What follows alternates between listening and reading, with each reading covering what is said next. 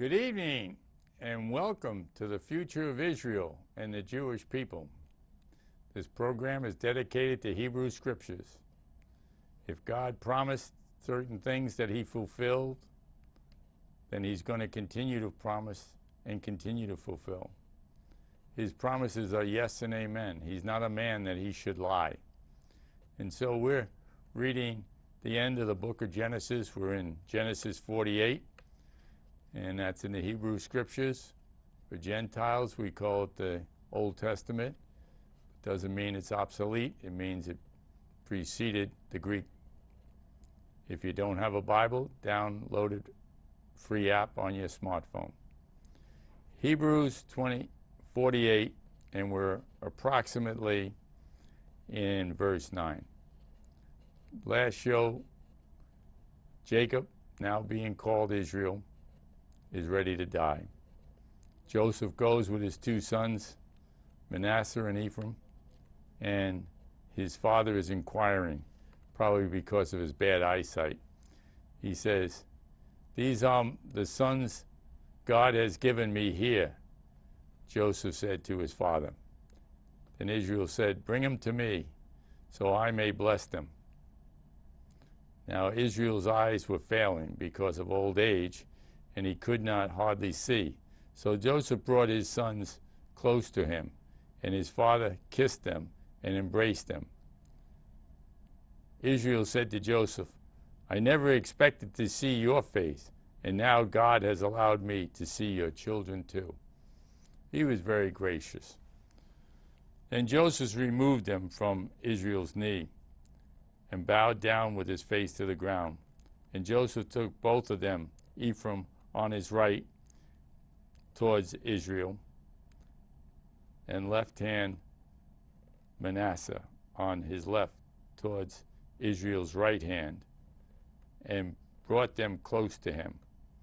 But Israel reached out with his right hand and put it on Ephraim's head, though he was the youngest, and crossed his arm and put his left hand on Manasseh's head, even though Manasseh was the firstborn.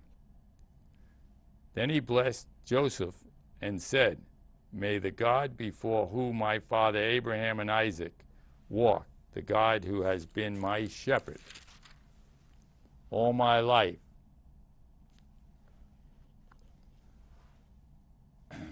to this day, the angel who had delivered me from all harm, may he bless these boys, and may they be called by my name, the name of my father Abraham and Isaac, and may they increase greatly upon the earth."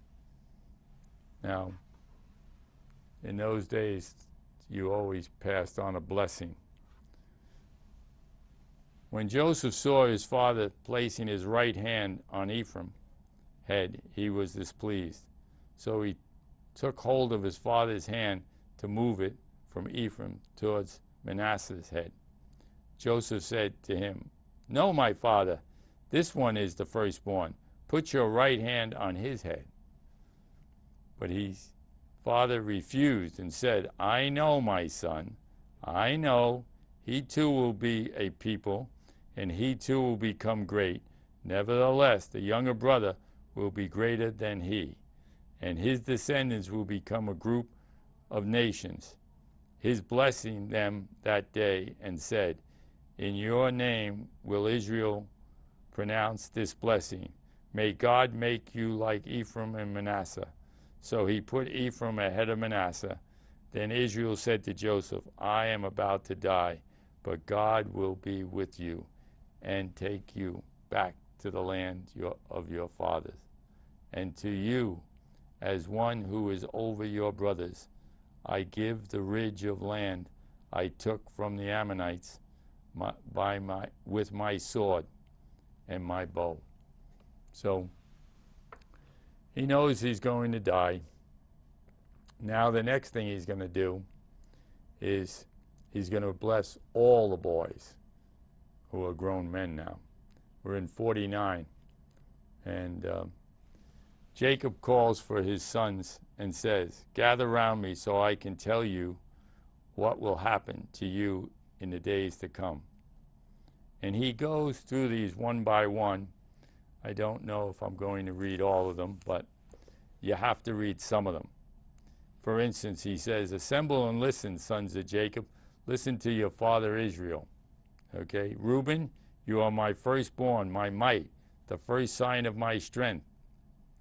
Excellent in honor, excellent in power, turbulent as the waters. You will no longer excel. You went up on my father's bed, on your father's bed, and onto my couch and defiled it. Remember earlier, he slept with one of the concubines. So he's being removed from first. Then he says to Simeon and Levi are brothers. Their swords are weapons of violence.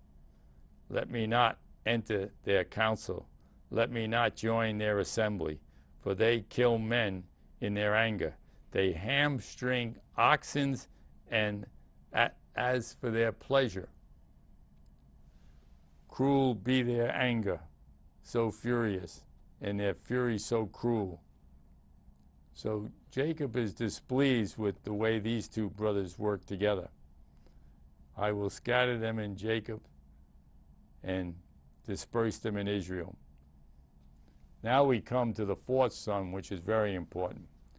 Judah, your brothers will praise you.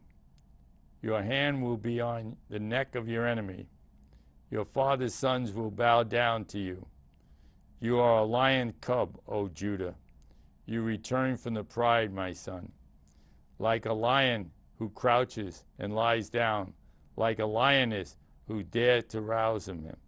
The sepulchre will not depart from Judah, nor will a ruling staff from between your feet, until he comes to who it belongs, and the obedience of the nations is his. He will tear his donkey to a vine, its colt to a choice branch. He will wash his garment in wine, his robe in the blood of grapes. His eyes will be darkened than wine, and his teeth whiter than milk. Well, Judah is the one who the tribe of David is going to be coming. The Messiah is going to come through Judah. And this describes the authority of the tribe of Judah. And the last part describes more of the Messiah. And his next son, he says, is going to be a seashore and become a haven for ships. His borders will extend. So he's kind of spelling out their destiny. Hezekiah, Dan is going to be a judge, okay? Asher is going to be dealing with fine food. Gad is going to be attacked, but yet he's going to return in victory. And he goes down the line. He goes to Joseph, and he says Joseph is going to be a fruit vine, a fruitful vine near a spring, whose branches climb over the wall. You know, he is acting here as a prophet. And he says that Benjamin's going to be a raving wolf in the morning. He's going to devour his pride. And in the evening, he'll divide the plunder. So the Father seems to know the outcome. All these are the 12 tribes of Israel. And this is what their Father said to them when he blessed them and gave each the blessing appropriated to them. The death of Jacob. Then he gave them this instructions, basically. I am about to gather to my people. Bury me with my father in the cave in the field. The cave in the field. He wants to be buried. That's the one I described earlier where Abraham bought back in Canaan, where Abraham bought and as a burial place. So he set up the family burial place. There Abraham and his wife Sarah was buried. There Isaac and his wife Rebekah was buried. And there I buried Leah. So all three patriarchs are going to be buried there. All their wives are going to be there. Well, at least those that had one wife. And remember that Leah was buried there. The field and the caves in it was bought. So he paid the full price. He didn't argue the price either when he bought it from the Hittite. Then Jacob had finished giving instructions to his son. He drew his feet up into the bed, breathed his last, and was gathered to his people. Isn't that a wonderful way for him to leave this earth, surrounded by all his sons? Joseph threw himself onto his father and wept over him and kissed him. Then Joseph directed the physicians in the service to embalm his father Israel. So the physicians embalmed him, taking a full 40 days, for that was the time required for embalming, and the Egyptians mourned for him 70 days. So he was appreciated by the Egyptians. And his son probably had a lot of respect, so they respected his father. Why did they embalm him? Jews don't embalm, but they were taking him back through the desert all the way to Egypt, from Egypt all the way back to Israel. I think it was absolutely necessary. They needed to make sure that they had the time to create this great caravan. When the days of mourning had passed, Joseph said to Pharaoh, Court, if I have found favor in your eyes, speak to Pharaoh for me. Tell him, my father made me swear an oath and say, I am about to die. Bury me in the tomb I dug for myself in the land of Goshen. Land of Canaan. Then let me go up and bury my father. Then I will return. Pharaoh said, go and bury your father as he made you swear to do. Pharaoh trusted him. I mean, first of all, he was going to leave the younger people behind, but more important than that was he was a man of integrity, okay? There was no reason not to believe it. So Joseph went up to bury his father. After Pharaoh officers accompanied him, all of Pharaoh's officers accompanied him. Well, that's amazing. Besides all the members of Joseph's household and his brothers and those belonging to his father's household, only their children and their flocks and their herds were left in Goshen. Chariots and horsemen also went up with him, and it was a very large company. Well, when they reached the threshers' floor near the Jordan, they're about to get into what we see as modern Israel today, and there Joseph observed a 7-day period of mourning for his father. When the Canaanites who lived there saw the mourning at the threshers' floor, okay, the Egyptians were holding a solemn ceremony of mourning. That is why the place was named near the Jordan was called, well, what they called it was a place of Egyptian mourning. That's what they called it. So I don't know if it's a place we could visit today. So Joseph's son did as he had commanded them. They carried him to the land of Canaan and buried him in the cave in the field. That's what Abraham bought. Abraham had bought as a burial place. Okay? After burying his father, Joseph returned to Egypt together with his brothers and all the others who had gone with him to bury their father. But this was a long, lengthy trip. I mean, and you can see it was a tremendous caravan. Well, you know, like when you bury a dignitary, I mean, you bury a leader of a country. Thousands of people come out. I don't know if it was that large a crowd, but I'll bet it was hundreds. And in that day, it was where they buried people almost immediately because of the weather and without having the ability to embalm. they really saw something that they probably hadn't seen before, these people.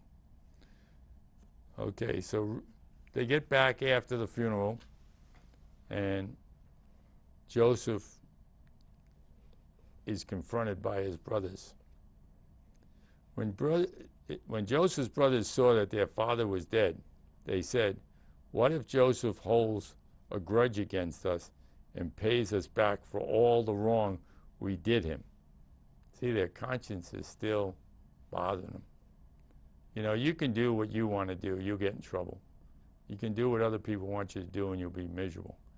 You got to do what God wants you to do, and you'll be at peace. So here it is now. I don't know if Joseph was 17 at the time. This had to be, you know, close to 50 years later, and they're still worried about whether he's going to take revenge on them. Okay? So, what if Joseph holds a grudge against us and pays us back for all the wrong we did to him? So they sent word to Joseph saying, "Your father left the instructions before he died. This is what you are to say to Joseph. I ask you to forgive your brothers the sin and the wrong they committed in treating you so badly." Well, you know, this sounds to me like a lie. I don't think Jacob needed to say that. He knew his son had forgiven his brothers.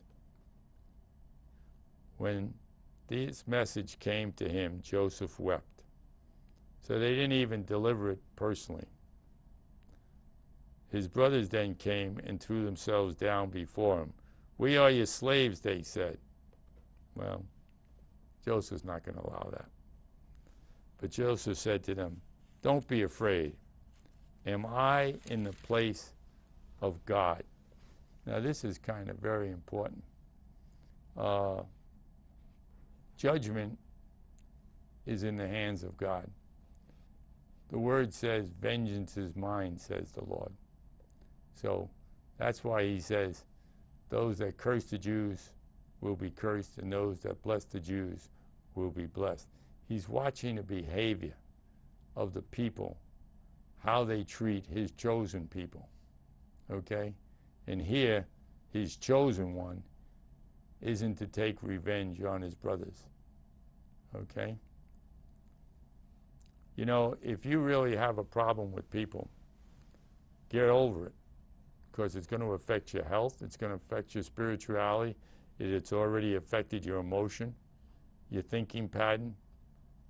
You can't receive forgiveness if you don't forgive. That's number one. Number two is you'll destroy your health. Okay? You intended to harm me, but God intended it for good, to accomplish what he now has been done, the saving of many lives.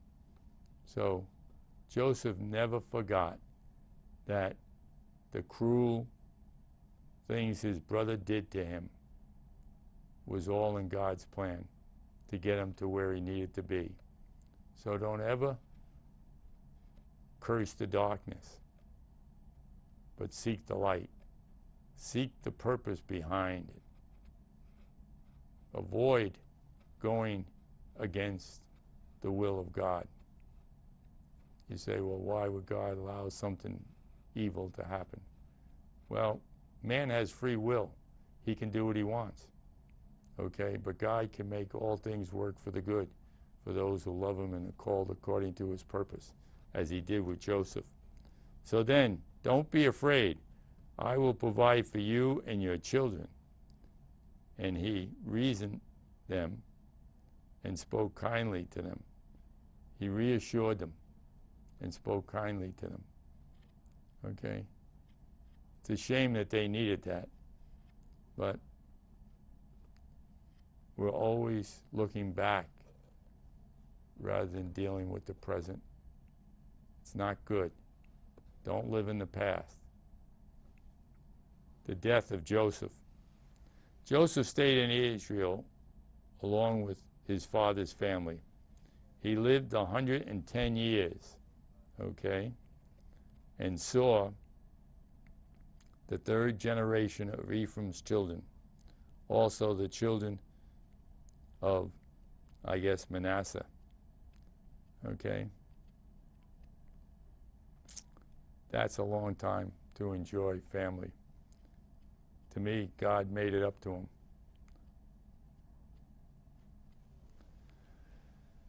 Well, what does the book end with? The book ends with, then Joseph said to his brothers, I am about to die. Now, I don't think these were the ones he was raised with, because since he was the youngest son, almost, other than Benjamin, these men were maybe 20 years older than him or more.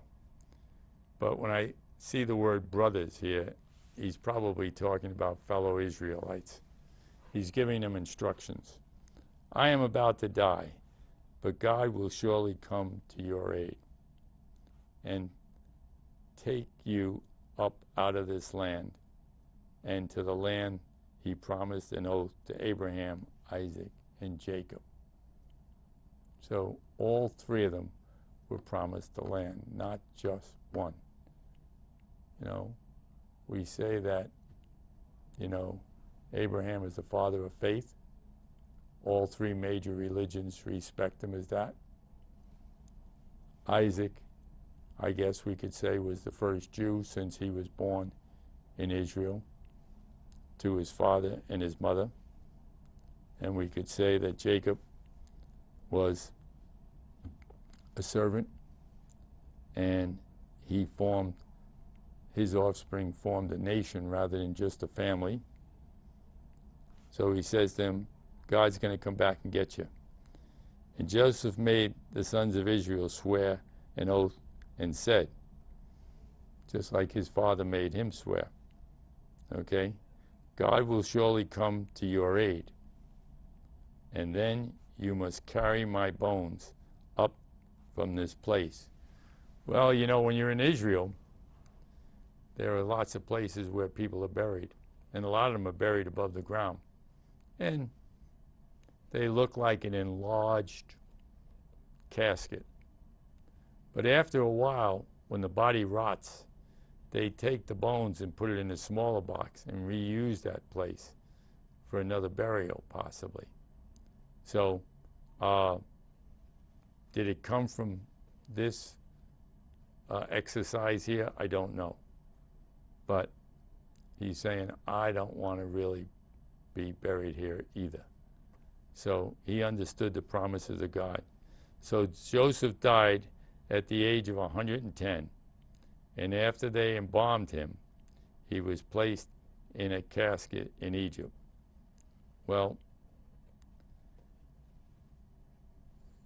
if they embalmed him, then his body wouldn't have been able to be put in a smaller box.